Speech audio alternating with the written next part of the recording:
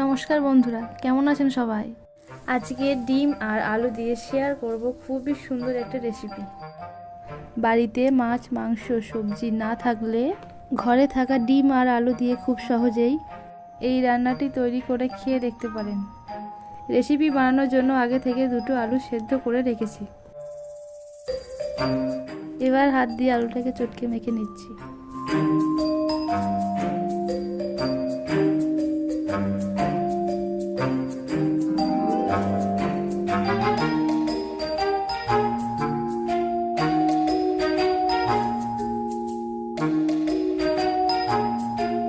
এবার আলুর মধ্যে 1 চামচ আদা রসুন কাঁচা লঙ্কা বাটা, 2 চামচ পেঁয়াজ কুচি আর বেশ খানিকটা ধনেপাতা কুচি দিয়ে দিলাম।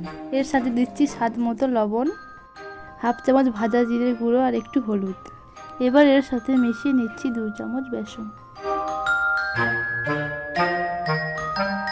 এবার সব কিছুকে খুব ভালো করে মেখে নিতে হবে।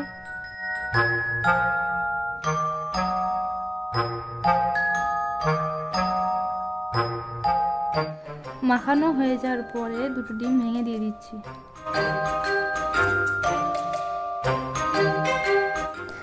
এবার আলুর সাথে ডিমটা খুব ভালো করে মেখে নিতে হবে। মিশ্রণটা যেন ঘন থকথকে হয় সেই দিকে খেয়াল রাখতে হবে। এবার মিশ্রণটি ভেজে নেব। তার জন্য কড়াইয়ে অল্প করে সরষের তেল গরম করে নিচ্ছি। তেলটা ভালো করে গরম হয়ে গেলে অল্প আঁচে মিশ্রণটি ভেজে নিতে হবে। এবার আলু আর ডিমের মিশ্রণটি আমি দিয়ে দিচ্ছি। চামচ দিয়ে ওপরটা ভালো করে ছড়িয়ে দিচ্ছি। এটা খুব বেশি পাতলাও হবে না, আবার খুব বেশি মোটাও হবে না। এবার অল্প আঁচে কিছুক্ষণের জন্য ঢাকা দিয়ে দিচ্ছি যাতে খুব ভালো করে ভাজা হয়ে যায়।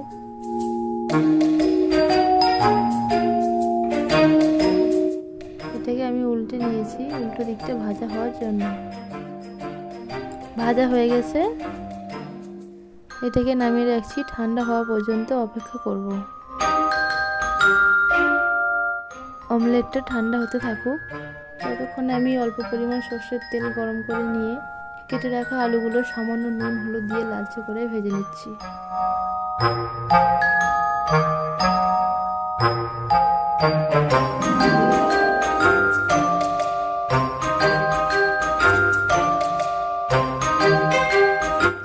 আলুটা ভাজা হয়ে গেছে, এবার তুলে রাখছি। ওই তেলের মধ্যে এলাচ, তেজপাতা, জিরে, শুকনো লঙ্কা দিয়ে 10 থেকে 15 সেকেন্ডের জন্য ভেজে নিচ্ছি। এবার দিয়ে দিচ্ছি একটা বড় সাইজের পেঁয়াজ কুচি। পেঁয়াজটা লালচে করে খুব সুন্দর করে ভেজে নিতে হবে। পেঁয়াজটা ভাজা হয়ে গেছে, এবার দিয়ে দিচ্ছি একটা টমেটো, 4-5 কোয়া রসুন, একটু আদা, 4-5টা কাঁচা লঙ্কা মিশ্রণ। এবার গুঁড়ো মশলাগুলো দিয়ে দিচ্ছি। প্রথমে দিয়ে দিলাম 1/2 চামচ ধনে গুঁড়ো, 1/2 চামচ জিরে গুঁড়ো, 1/2 চামচ হলুদ, 1/2 চামচ লঙ্কা গুঁড়ো আর স্বাদ অনুযায়ী লবণ আর একটু চিনি।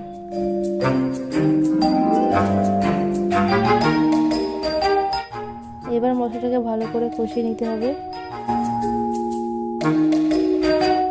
মশলা কষানো হয়ে গেছে, আপনারা দেখতেই পাচ্ছেন মশলা থেকে তেল ছাড়তে শুরু করেছে।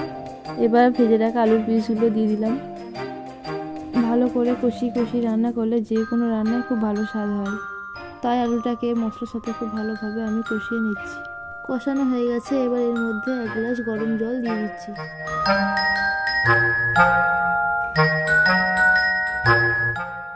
রান্নাটা হতে থাকুক আর আমি এদিকে অমলেটটা কেটে নেব।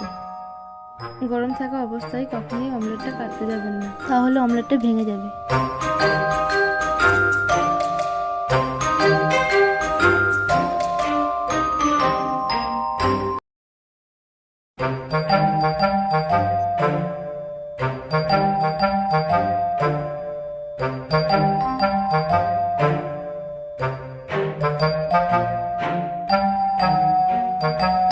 অমলেটের পিসটা ঠিক এইরকম হবে। এবার আলুটা ভালোভাবে সিদ্ধ হওয়ার জন্য কিছুক্ষণের জন্য আমি ঢাকা দিয়ে দিচ্ছি।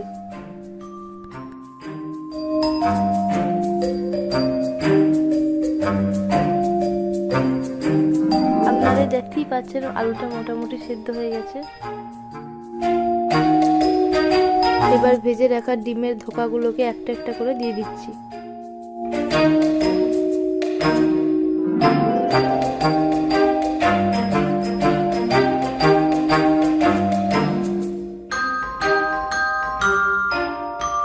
ধোকাগুলো ভালো করে ঝোলের সঙ্গে মিশিয়ে নিয়ে অল্প আঁচে আরও একবার ঢেকে দেবো 4-5 মিনিটের জন্য, যাতে ঝোলটা ভালোভাবে ধোকার মধ্যে ঢুকে যায়।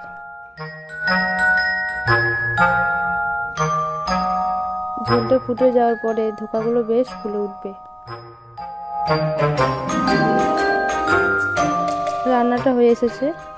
নামানোর আগে 1 চামচ গরম মশলা গুঁড়ো দিয়ে ভালো করে মিশিয়ে নিলেই হয়ে যাবে ডিম আর আলু দিয়ে ধোকার ডালনা। তো বন্ধুরা, রেসিপিটা ভালো লাগলে লাইক করবেন আর চ্যানেলটা সাবস্ক্রাইব করে দেবেন।